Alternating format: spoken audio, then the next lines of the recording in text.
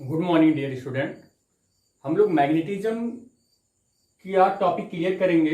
Application of the Biot Savart law में से जो सेकंड एप्लीकेशन है, magnetic field at a centre of circular current loop or coils. बेटा यहाँ पर हम पहले ये बात करेंगे कि सर्कुलर कॉइल्स बनते कैसे हैं। एक आप स्ट्रेट वायर ले लीजिए और उस स्ट्रेट वायर को आप सर्कुलर फॉर्म में फोल्ड कर लीजिए। ये सर्कुलर फॉर्म में आपने फोल्ड कर लिया। अब ऐसे जो वो होते हैं, कंस्ट्रक्शन होते हैं, उसे बोला जाता है सर्कुलर रिंग या सर्कुलर कॉइल्स। अगर हम कॉइल्स इसलिए बोल रहे हैं क्योंकि इस पर नंबर ऑफ टर्न्स जो है, वायर जो इस पर उंडेड है, बेटा सपोज कर लेते हैं एन है तो ये सर्कुलर कॉइल्स हो गया, ठीक है। या करंट यहां पर ऐसे भी वो बोल सकते हैं कि this is the circular current loop है ये। तो आपके सामने एक सर्कुलर करंट लूप का एक डायग्राम हमने बनाया है। देखते हैं सर्कुलर करंट लूप का ये।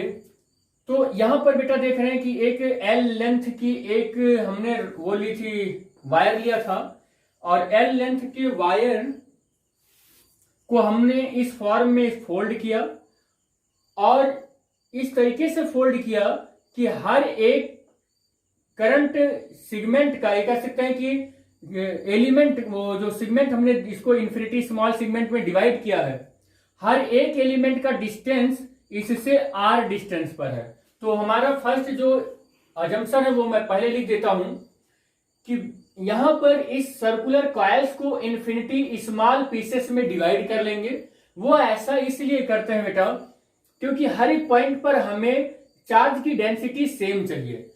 अगर चार्ज की डेंसिटी सेम हर एक पॉइंट पर चाहिए तो वो कब आएगा, जब हम इसे इमेजिनरी रूप से, इमेजिनरी फॉर्म में हम इसे इन्फिनिटी स्मॉल पीसेस में डिवाइड कर लें। तो फर्स्ट एजम्पशन क्या होना चाहिए कि we divided infinity small pieces of this circular loop and each segment of length is del L. We should divided infinitely small segment and each segment of length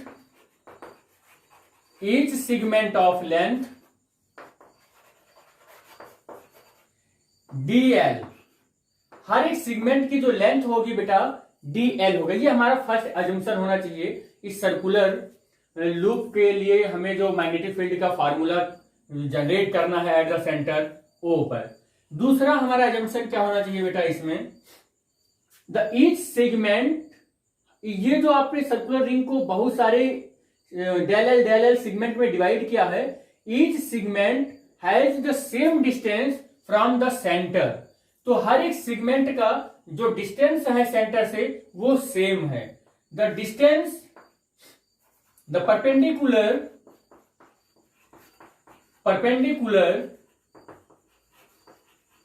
distance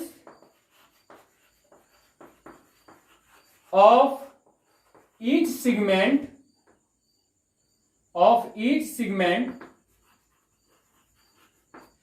कैसा segment है, ये current segment है या current carrying conductor का segment है। तो the perpendicular distance of the each segment is same from the center of current carrying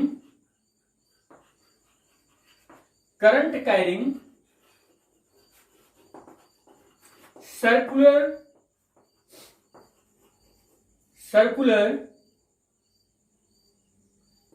loop। जो current carrying circular loop है उसके सेंटर से हर एक जो सेगमेंट है, इसको हमने जो थोड़े छोटे सेगमेंट में डिवाइड किया है, हर एक सेगमेंट का लेंथ इस करंट कैरिंग सर्कुलर लूप से सेम है। या आप ऐसे भी बोल सकते हैं कि सब का डिस्टेंस कितना है, स्मॉल आर है बेटा। और हर एक सेगमेंट की लेंथ आपने कितना ली है, हर एक सेगमेंट की लेंथ आपने ले रखी है कि डी एल है। तीसरा अजम्पशन क्या होना चाहिए हमारा बेटा, angle between the current element या कह सकते हैं segment and the perpendicular distance from the element to the centre. Element से सेंटर के बीच में, यहां पर देखिए एलिमेंट, ये एलिमेंट हमें कोई भी एलिमेंट का डायरेक्शन कैसे पता चलेगा, ये एलिमेंट कैसा है, तो हम क्या करेंगे, जिस किसी भी पॉइंट पर हमें करंट एलिमेंट लेना है डेल एल लेंथ का, उस पर एक टेंजेंट ड्रॉ कर देंगे और उसके सेंटर से एक स्ट्रेट लाइन ऐसे मिला देंगे। तो ये दिस इज द रेडियस, और ये रेडियस है, और रेडियस का ये पोजीशन करंट एलिमेंट से π/2 एंगल क्रिएट करेगा। It means angle between the del N and R, angle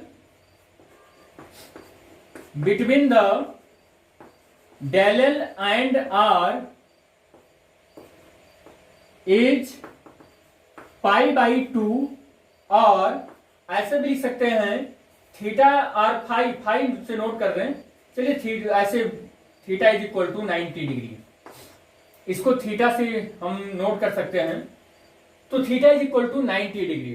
तो हमारे ये अजम्पशन कुछ हैं, और यहां पर फोर्थ अजम्पशन है बेटा, ये करंट जो है हमारा वो आपको टॉप व्यू में इस तरीके से व्यू कर रहे हैं तो क्लॉकवाइज है, तो करंट हमारा क्लॉकवाइज में आई करंट फ्लो हो रहा है।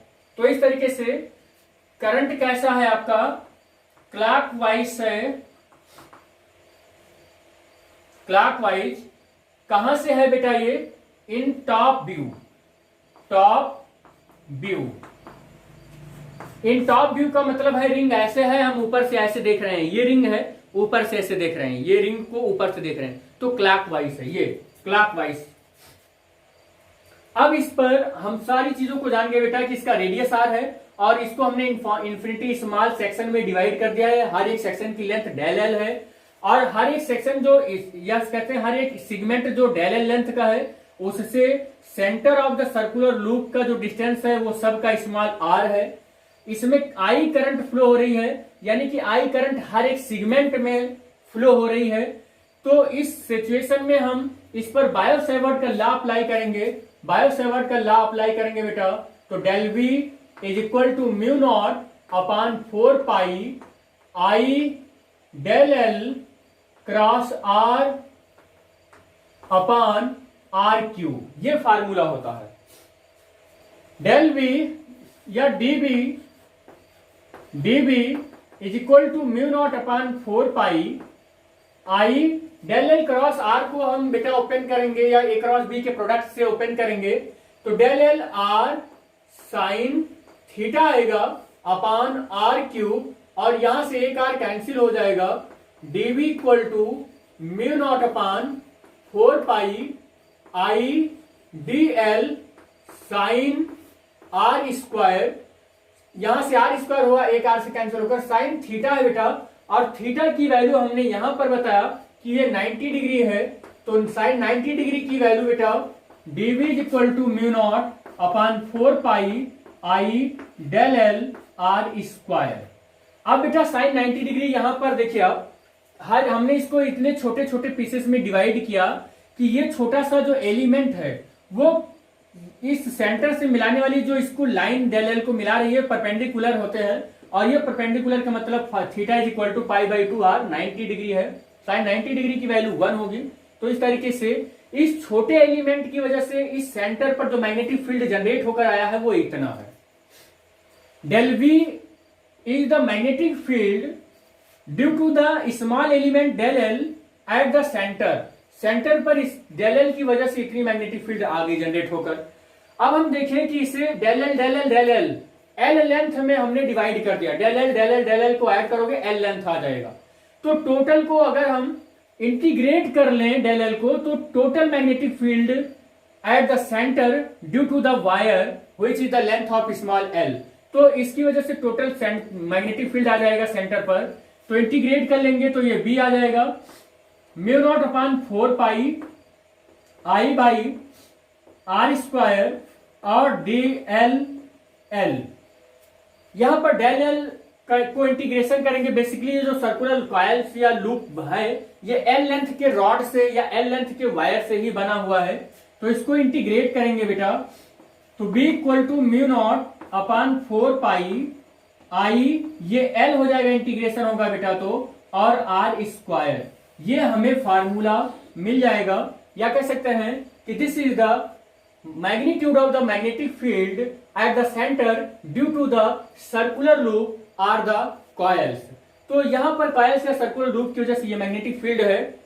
बेसिकली अब हमें यहां पर एक कह सकते हैं कि फार्मूला और इसी को और डेवलप कर लेना चाहिए, क्योंकि हमें जब भी कभी कभी न्यूमेरिकल मिलेगा या कभी यूज करना होगा तो कभी कभी मुझे सर्कुलर कॉइल्स जो होगा वो हाफ आर्क में मिल सकता है, या फिर आप 1/4 आर्क में मिल सकता है, या हाफ आर्क में मिल सकता है, या फुल सर्कुलर कॉइल भी मिल सकता है।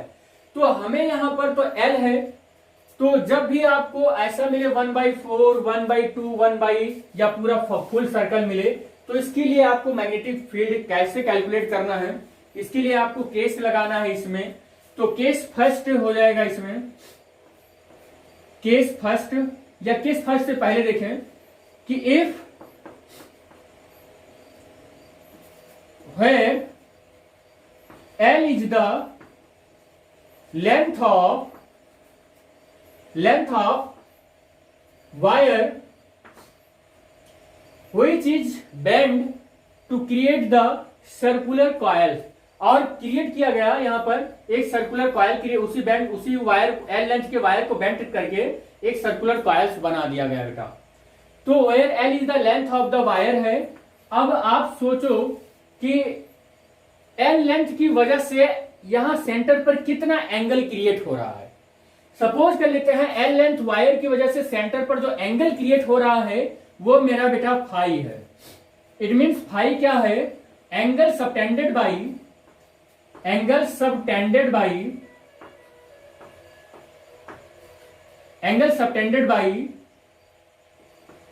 the current carrying circular loop or coils which is length is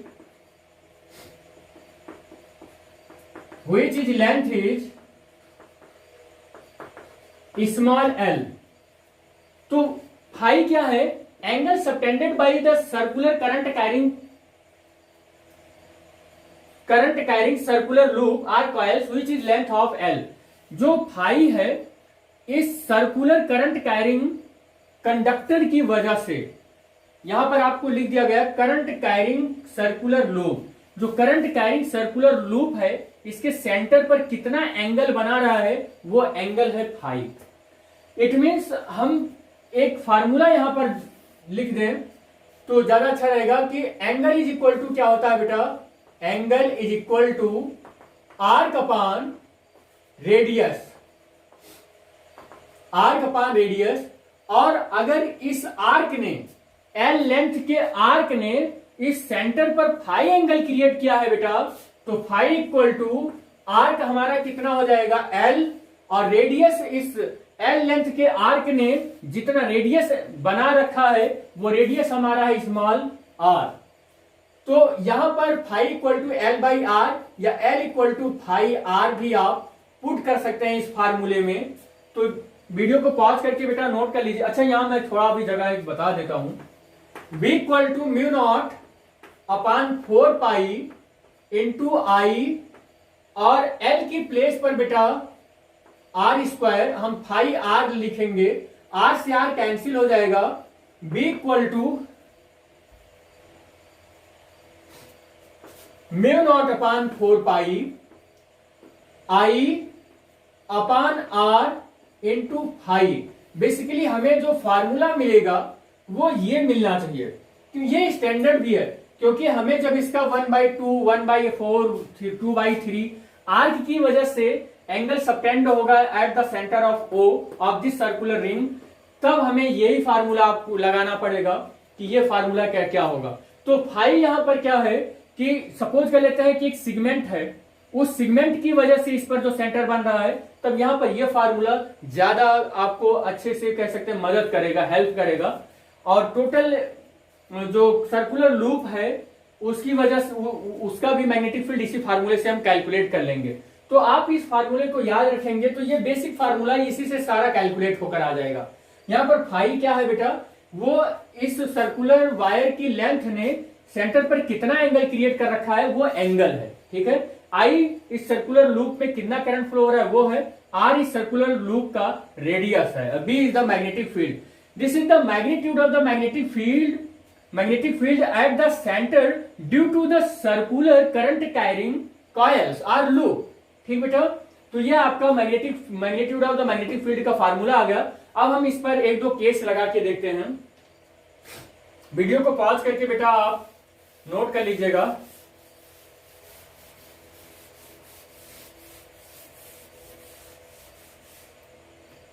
देखिए बेटा, हमें B इक्वल टू क्या मिला, μ0/4 I by R into five. Suppose कर लेते हैं कि मेरे पास एक सर्कुलर कॉइल्स है और वो सर्कुलर कॉइल्स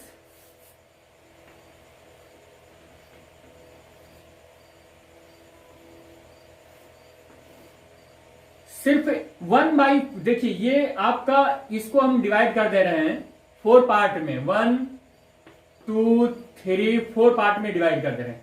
और यहां पर ये केवल इतना पार्ट आपको मिला हुआ है और करंट इसमें आई फ्लो हो रही है।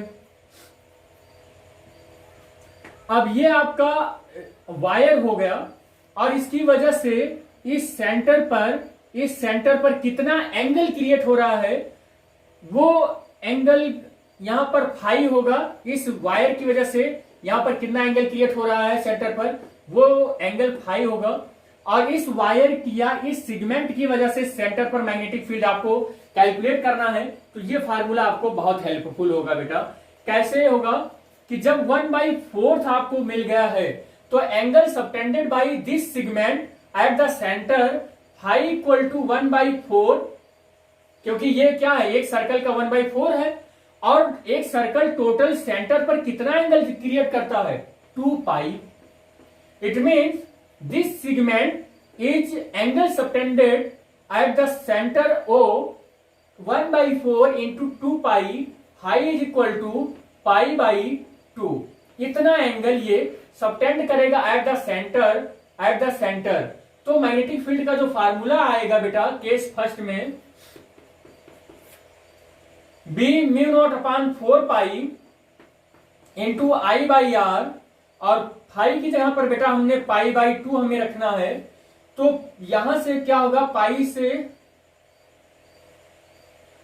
से पाई कैंसिल हो जाएगा और B इक्वल टू क्या मिलेगा हमें, μ0/8π I/R। तो ये हमारा फर्स्ट केस में फार्मूला मिल जाएगा बेटा। हम यहां पर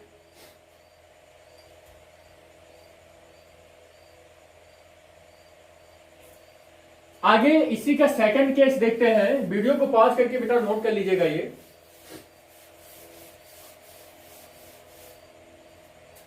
चलिए सेकंड केस क्या है कि एक सर्कुलर कॉइल्स है बेटा आपके पास,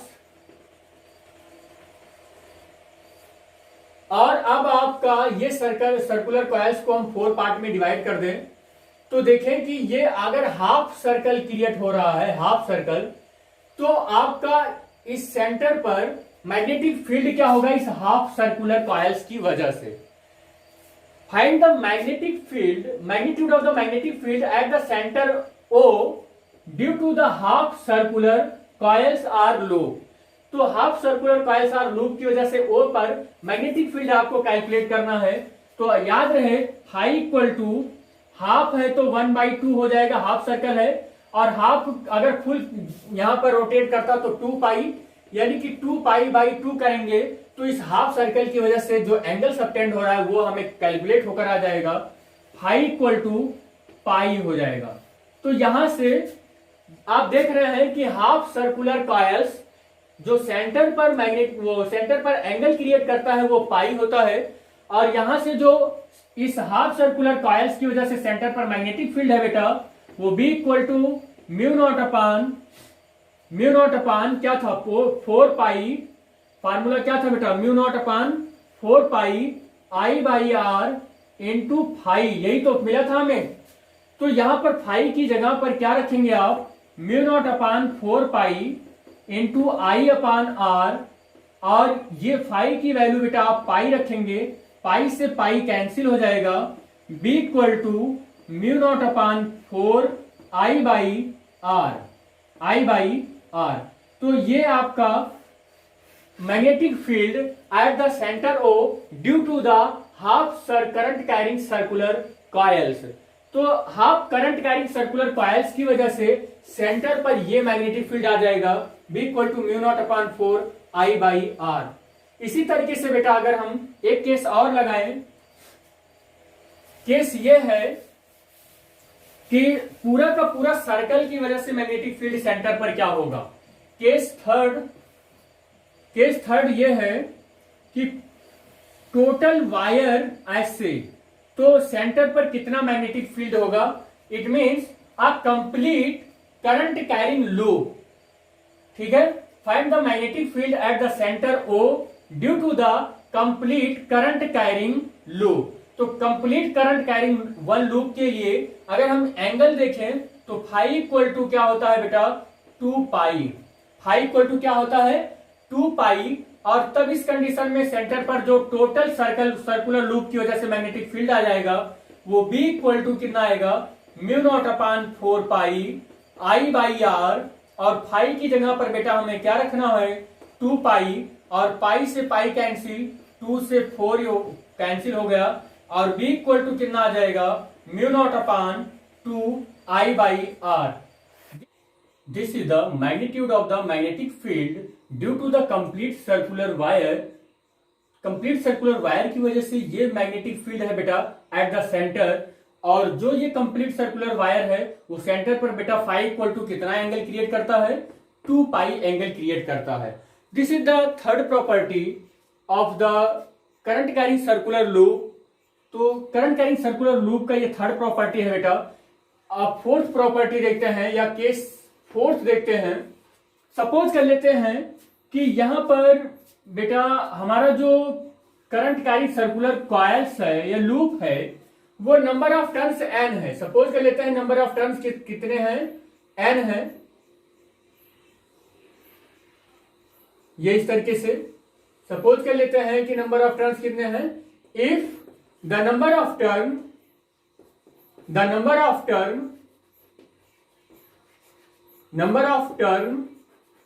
is n, then the angle subtended by the coils or loop at the center। तो सेंटर पर जो कॉइल्स और लूप एंगल बना रहे बेटा वो फाई इक्वल टू कितना हो जाएगा, 2 पाई कैपिटल एन। अब फाई की वैल्यू यहां पर जो फार्मूला हम लोगों ने कैलकुलेट करके रखा है, v equal to mu naught upon 4 pi I by R into phi, इसी में हम वैल्यू पुट कर दें। तो v equal to mu naught upon 4 pi I by R into phi की प्लेस पर बेटा 2 पाई n रखेंगे, where n is the number of turns of the circular loop. तो सर्कुलर लूप का नंबर ऑफ टर्न्स है, तो पाई से पाई cancel हो जाएगा, 2 4 जा 2, और v इक्वल टू हमें मिलेगा mu naught upon 2 I by R, और नंबर ऑफ टर्न्स n भी रहेगा। This is the magnetic field due to the n current carrying circular coils. और ये मैग्नेटिक फील्ड का मैग्नीट्यूड जो है बेटा वो सेंटर पर है। यहां पर एक चीज और आपको बता दें,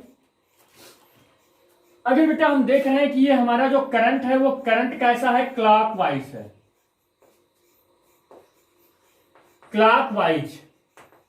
क्लॉकवाइज करंट है। तो हम देखिए मैग्नेटिक फील्ड का यहां पर सेंटर ओ पर डायरेक्शन क्या होगा, तो आप राइट हैंड को बेटा in the direction of current रखेंगे और ओपन 4 फिंगर को कर्ल करेंगे। तो ओपन फोर फिंगर को जब कर्ल किए तो यहां पर देख रहे हैं सेंटर पर कैसे आ रहा है, इन साइड, यहां पर रखकर देखें इन साइड, यहां पर रखे देखें इन साइड। तो इस डायरेक्शन में आप ऐसे रखकर देखेंगे, ये इन साइड। यहां पर अगर आप, ये करंट की डायरेक्शन है और यहां पर करंट, थंब को करंट की डायरेक्शन में रखेंगे और ओपन फोर फिंगर को कर्ल करेंगे तो इन साइड है, और इन साइड को बेटा हम क्रॉस रिप्रेजेंट करते हैं। तो magnetic field at the centre O inside में होगा और मैग्नीट्यूड इतना रिप्रेजेंट करेगा। तो आप देख रहे हैं कि क्लॉकवाइज करंट अगर है बेटा तो यहां पर मैग्नेटिक फील्ड इन साइड है। If the current flow through in a circular loop anti clockwise को बेटा हम लोग रिप्रेजेंट करते हैं ACW, एंटी क्लॉकवाइज, और ये क्लॉकवाइज को CW से रिप्रेजेंट करते हैं। तो एंटी क्लॉकवाइज अगर है तो सेंटर पर देखें मैग्नेटिक फील्ड का मैग्नीट्यूड तो इतना ही होगा, बट डायरेक्शन क्या होगा, तो आप अपने राइट हैंड को स्ट्रेच करें और थंब को उस डायरेक्शन में रखें बेटा जिधर करंट फ्लो हो रही है। तो करंट का डायरेक्शन कैसे आप पता करेंगे, किसी भी करंट ये सर्कुलर लूप है, इस सर्कुलर लूप पर कोई भी आप एक छोटा सा स्मॉल सर्कुलर सेगमेंट लेंगे, उस सेगमेंट पर आप एक नॉर्मल ड्रॉ करेंगे, उस नॉर्मल पर, वो नॉर्मल जहां पर सर्कुलर पॉइंट को टच करेगा वहां पर एक सर्कुलर सेगमेंट होगा, वो सेगमेंट ही बताएगा कि डायरेक्शन क्या है करंट की। तो करंट की डायरेक्शन यहां पर ऐसे है क्योंकि बेसिकली जो सेगमेंट होता है वो करंट की ही डायरेक्शन में होता है। तो हम अपने थंब को उसी डायरेक्शन में करेंगे, और आप देखिए थंब को हमने उसी डायरेक्शन में किया, और जब हाथ को अपने ओपन फोर फिंगर को कर्ल करेंगे तो ये क्या आएगा, आउटसाइड आएगा। यानी कि जब हमारा किसी सर्कुलर लूप में करंट एंटी क्लॉकवाइज होता है बेटा तो आउटवर्ड मैग्नेटिक फील्ड होता है, आउटवर्ड का मतलब होता है डॉट पॉइंट। तो इनवर्ड मैग्नेटिक फील्ड अगर है, इनवर्ड मैग्नेटिक फील्ड तो क्रॉस से, आउटवर्ड है मैग्नेटिक फील्ड तो डॉट से, ये आउटवर्ड तो डॉट से। इसी में बेटा एक लास्ट प्रॉपर्टी हम और बताएंगे कि जो करंट कैरिंग सर्कुलर लूप होता है वो like as a magnet behave करता है या मैग्नेटिज्म की पूरी प्रॉपर्टी देता है। वो हम देखते हैं कैसे। तो अगर हम यहां पर करंट कैरिंग सर्कुलर लूप को देखें तो उसे देखने के लिए हमें दो, यहां पर कह सकते हैं कि सिस्टम का मालूम होना या दो पोजीशन का मालूम होना बहुत जरूरी होता है। एक तो होता है टॉप व्यू और एक होता है बॉटम से व्यू, यानी कि नीचे से देखना। आपके पास एक सर्कुलर कॉइल्स है, मेरे पास तो यहां है नहीं बेटा, मैं कोशिश करता हूं कि आपको सर्कुलर कॉइल्स है नहीं मेरे पास। देखिए बेटा सपोज कर लेते हैं एक सर्कुलर कॉइल्स है, ये ऐसे इमेजिनरी करो, एक सर्कुलर कॉइल्स है और आप ऊपर से ऐसे देख रहे हो, उस सर्कुलर कॉइल्स को ऊपर से देख रहे हो। बस यहीं पर यही एजम्पशन लेना है।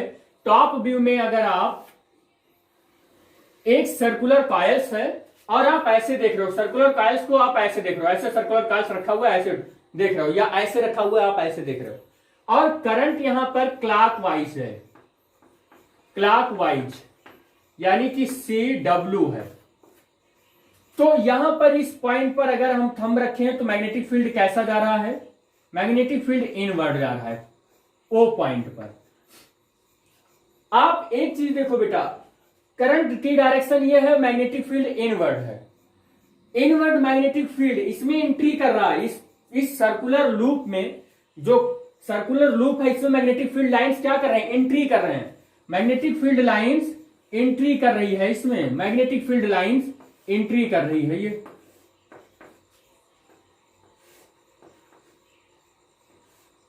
ये टॉप व्यू में आपको ये लगेगा कि सर्कुलर कॉइल्स में मैग्नेटिक फील्ड एंट्री कर रहा है।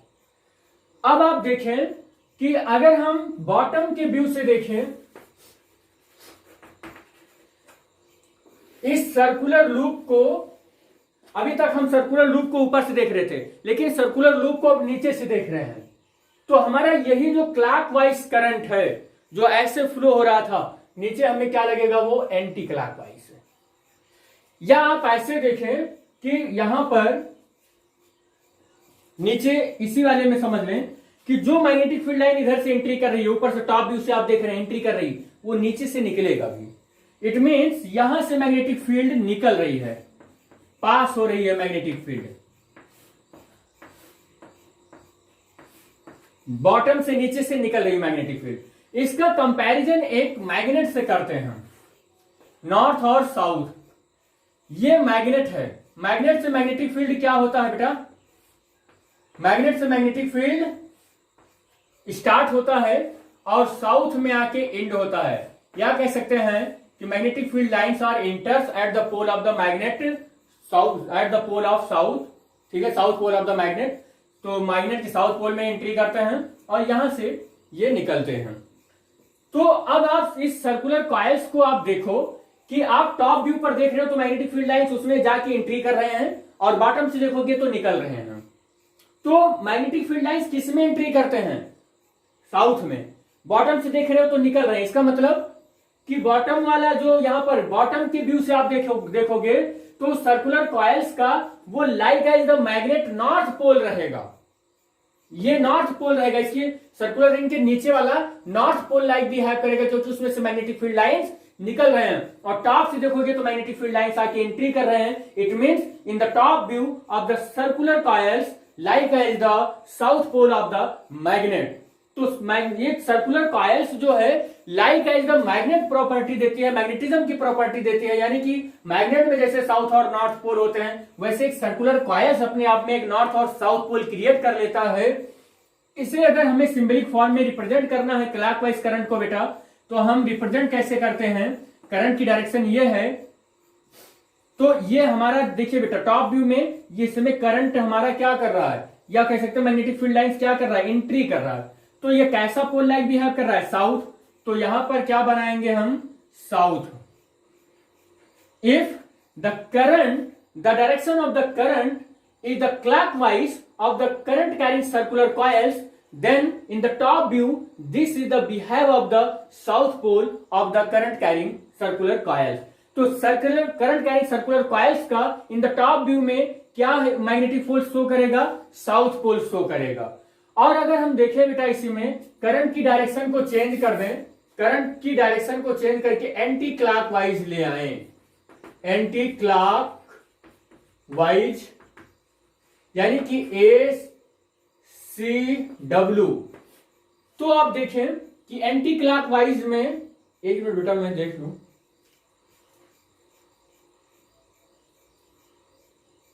एंटी क्लॉकवाइज में देख लें कि इधर करंट फ्लो हो रहा है।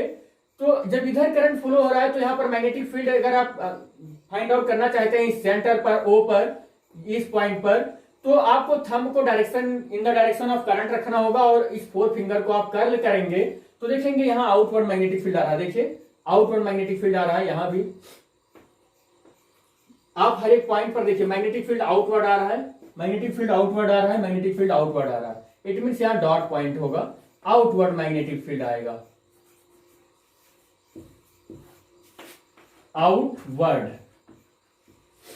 आउटवर्ड मैग्नेटिक फील्ड आएगा। ये ऐसे आप समझ ही गए हैं। तो आप यहां पर देखें इस वाले पोजीशन पर, तो आउटवर्ड जब मैग्नेटिक फील्ड आया इसका मतलब हुआ क्या? आप ऐसे कॉइल्स रख रहे हो और मैं आपकी बार करंट ऐसे फ्लो हो रहा है, ऐसे करंट फ्लो हो रहा है, और आप जब आप थंब को ऐसे रखते हो तो देखते हो आउटवर्ड मैग्नेटिक फील्ड आ रहा है, यानी मैग्नेटिक फील्ड लाइंस क्या हो रहे हैं? मैग्नेटिक फील्ड लाइंस आपको कैसे आ रहे हैं? ऊपर की ओर आ रहे हैं। इट मीन्स अब आप देख रहे हैं टॉप व्यू में तो आपकी ओर आ रहे हैं। तो यहां पर इसका सिंबलिक जो रिप्रेजेंटेशन होगा वो कैसा होगा कि the current direction of the current is anticlockwise, then this current carrying loop like as the behave of the north pole. ठीक है, आपका कैसा लगेगा बेटा? आउटवर्ड का मतलब मैग्नेटिक फील्ड लाइंस कहां से निकलते हैं? मैग्नेट के नॉर्थ से निकलते हैं भाई। मैग्नेटिक फील्ड लाइंस देखिए निकल कहां से रहा? आपकी ओर कहां से आ रहा है? नॉर्थ पोल से। तो ये एंटी क्लॉकवाइज जब हो जाता है तो नॉर्थ पोल यानी कि यहां पर ये डायरेक्शन आपको लिखना होगा। तो जब एंटी क्लॉकवाइज करंट होता है तो current carrying circular loop north pole like behave करता है टॉप व्यू पर, और जब साउथ होता है जब क्लॉकवाइज होता है तो साउथ पोल लाइक बिहेव करता है। तो ये बेटा आपका एक इंपॉर्टेंट नोट था जो magnetic field at the centre of the circular current carrying loop or coils के लिए था। वीडियो को पॉज करके नोट कर लीजिए बेटा। थैंक यू बेटा।